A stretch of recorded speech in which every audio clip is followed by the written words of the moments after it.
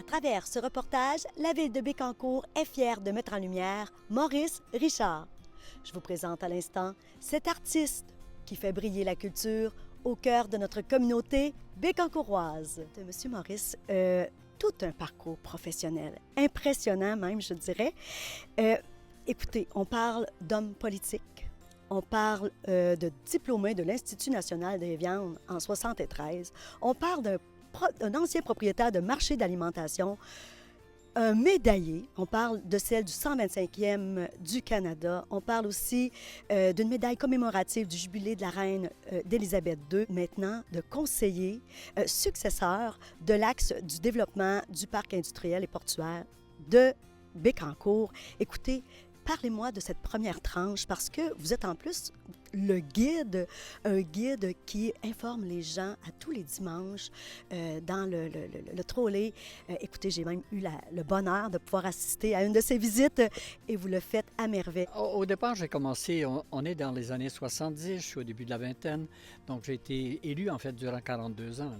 4 ans conseiller de la ville de Bécancour, 28 ans maire de la ville de Bécancour, 10 ans député à l'Assemblée nationale et 10 ans le PDG de la Société d'État, en fait, haut fonctionnaire. Et maintenant, depuis 3 dernières années, un moment très intéressant, je suis conseiller auprès de Donald Olivier, qui est le nouveau patron du parc de Bécancour.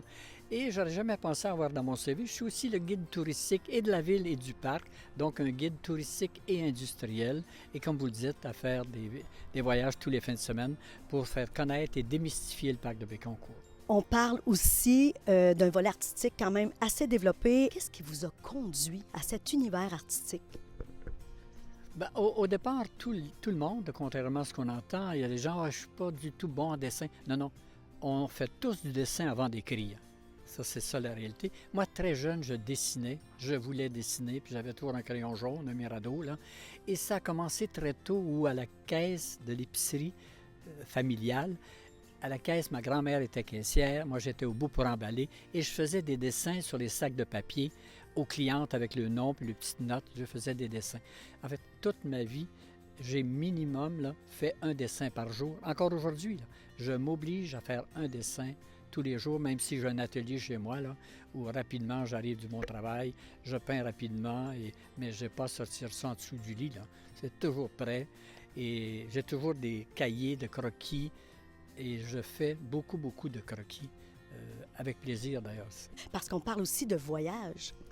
Oui, bien, voyage, ça, j'ai un cahier chacun des voyages. Un cahier avec des dessins qui sont souvent aquarellés, de façon à ce que si dans X années, je veux regarder, je visionne et je me rappelle très bien mon voyage, avec souvent des éléments qui sont collés, qui sont... En fait, c'est vraiment un cahier historique après un voyage. Mais ça, c'est parce qu'il y a une facilité à faire des croquis. D'ailleurs, je fais partie, moi, des croquistes de ville qui appellent des Urban Sketchers, et je fais partie, moi, du groupe de Montréal. Il y en a dans toutes les villes principales à travers le monde. Alors, je fais ça, c'est tous les samedis où on va sur un site particulier, puis on est 10, 15, 20 qui font des croquis sur place, et il y a des échanges, ça devient comme un groupe social. Mais moi, c'est l'extension de ma main, c'est l'outil qui est un crayon. Comme d'ailleurs, je suis un amateur de plumes. Moi, toute ma correspondance, j'écris à la plume, à l'encre, tous les jours. Et je suis un collectionneur de plumes. Très intéressant. Et j'ai vu aussi que vous aviez un accessoire très spécial. Une boîte au pouce, c'est européen. Enfin, j'ai acheté ça il y a longtemps en Europe. C'est une petite boîte qu'on tient par le pouce et pour faire des croquis. Et on peut faire de l'aquarelle ou à l'huile ou à l'acrylique, dépendamment. Alors donc, c'est pratique, ça se transporte facilement. Et pour petite toile 8-10, ou des cartons 8-10, ça, j'utilise ça depuis des décennies. En fait. Parlez-moi donc de Symposium. À Symposium, ça, c'est beaucoup de travail. Symposium, j'en ai fait beaucoup.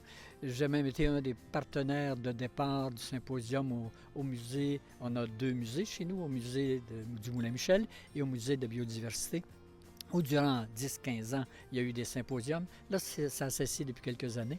J'ai toujours été fervent de ça parce que c'est l'occasion pour permettre à des hommes, des femmes, des artistes de se parler entre eux, d'échanger le technique, d'échanger le matériau. Et ça, c'est... Et surtout, à certains moments, comme à la fin de l'été, début de l'automne, où les artistes se réveillent un peu plus.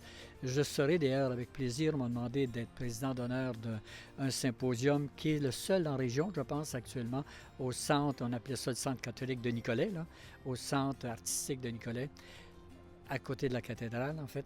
Et j'y serai. Il y aura des artistes pour 3 jours en novembre prochain. Là, et ça me fait. On m'a demandé d'être président d'honneur. C'était flatteur. Absolument, je pense que c'est un titre bien mérité à part ça. On parlait de toiles offertes aux organismes. Oui, bien en fait, beaucoup d'organismes ont besoin pour se faire des fonds, on le sait. Alors, ils sollicitent régulièrement des artistes pour offrir gratuitement des toiles. Je le fais, moi, depuis toujours. Et toujours au moins une quinzaine de toiles par année. Je suis obligé, malheureusement, d'en refuser, là. Mais pour des fondations de la grande région Mauricie-Centre du Québec, encore en fin de semaine, j'ai offert une toile au Musée de la biodiversité, justement. Il y avait une organisation, un bal, un banquet pour faire des fonds. Alors, une de mes toiles a été offerte et je le fais ça avec plaisir parce que c'est une façon de redonner en fait à la société. Vous parliez tantôt, vous avez rencontré une personne en fait qui a découvert une de vos toiles. Je crois que c'était au Mexique. Oui, bien en fait, il y a un jeune couple qui prend rendez-vous avec moi, une histoire rapide, là, et ils arrivent avec une toile.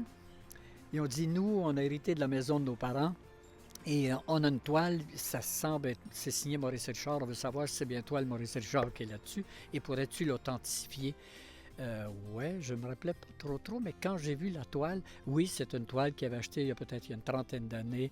J'étais à ce moment-là en galerie à Puerto Vallarta au Mexique et oui, j'ai reconnu la toile. Mais ça, c'est flatteur, hein? Parce que je prétends, moi, que les toiles, les choses, c'est vivant. Comme les enfants, les bébelles elles sont vivantes, ils leur parlent. Alors, une toile, elle doit toujours être vivante. Et ça arrive régulièrement et c'est flatteur. J'avais dernièrement une amie de Québec, ça fait longtemps qu'elle me demandait, en fait, d'aller visiter son nouveau condo. J'arrive là, un magnifique condo, un toit cathédral. En entrant, il y a un immense château Frontenac avec une petite table puis un bouquet. Je dis, oh boy, you get un beau château Frontenac. Elle tasse ce petit bouquet, c'était marqué Maurice Richard. Elle l'avait acheté il y a je ne sais pas combien d'années à Québec, dans une galerie. J'étais en galerie à Québec à ce moment-là. Pas de doute, les toiles sont bien conservées, alors c'est des œuvres assez exceptionnelles. Vous êtes en train de caresser un projet là, présentement.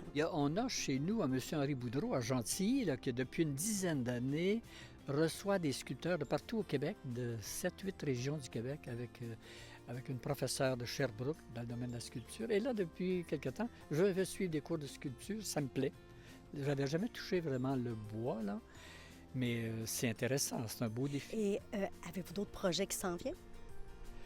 Des projets, il y en a tout le temps, parce qu'en fait, le danger qu'on a dans la vie, on le mentionnait tantôt, c'est d'avoir la certitude. Il faut avoir des doutes, il faut toujours relever des défis, là. Et moi, c'est plein de projets que j'ai actuellement. Je fabrique moi-même, je dessine des bijoux depuis toujours. Beaucoup de gens qui ont des alliances, c'est des alliances que moi j'ai créées en fait. Et j'ai déjà plusieurs projets pour de futurs bijoux en mars. Mais c'est intéressant.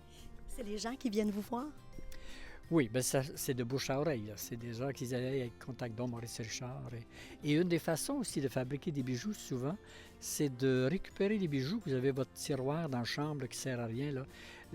La bague de votre père, le jonc de votre mère, la bague que vous aviez quand vous avez été finissante, puis tu n'utiliseras jamais ça parce que c'est plus à la mode, puis ça ne te fait plus. Mais ça, là, tout ça peut être remodelé, puis refaire un bijou qui te plaît, que tu vas porter, une brochette ou un collier. Et là, tu viens de donner une deuxième vie et tu viens de recycler carrément. Et ça rend intéressant et c'est surtout une boîte nouvelle pour tes souvenirs. Pour les auditeurs qui nous écoutent, est-ce qu'on peut vous rejoindre? Bien là, moi, je suis oui, facilement rejoignable parce que je suis au parc de Bécancour quelques jours semaine et mon numéro de téléphone n'est pas confidentiel. C'est le 819-266-3262 qui est mon cellulaire.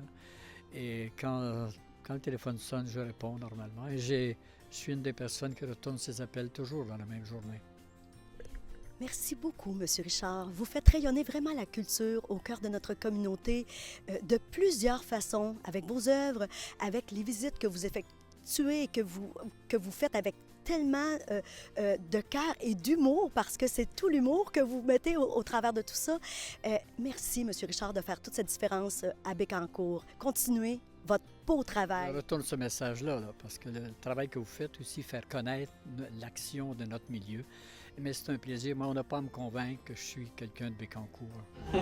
Alors, bienvenue au nom de Mme Lucie Allard, Mme la mairesse de Bécancour et le PDG du PAC, M. Donald Olivier, qui sont en fait en charge du fait qu'on fait cette ville. Et c'est Hélène Richard pour Télécœur.